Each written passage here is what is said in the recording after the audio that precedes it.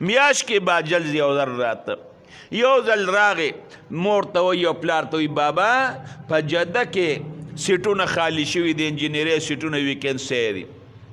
وایي بچې څه چل پکې ځان لو که که نه که الله در باندې چېته حج وکړو هلته لاړې هلته یې کاغذونه ولیږل وي انجینر و ټک په ټک پکې کار وشو پلار او مور لراغي بابا زما کار خوشو زه خو زما خزم ځان سره بوزما ته به م را سره ځې هغوی ورته بچې پیسې شته یاره دومره خو نشته قرض به رالم نه بچې قرض مه راله زه لاړ شه مزدوري وکړه او بیا چې وګټې موږ به م بچې بوځې خو بچې ګورې موږ ته به خط رالیږې ښه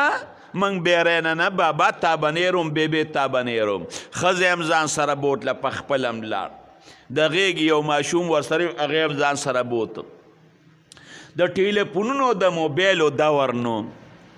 خط به چې څوک به حج له لاړل عمرې له به دغې علاقې څوک لاړل زوی به ورله خط ورکه پلار را به یې راوړه خرچه به هم پکې وله ورکړې وه یو کال نیمې وله خرچه راولېږله بس خرچه مرچه په مور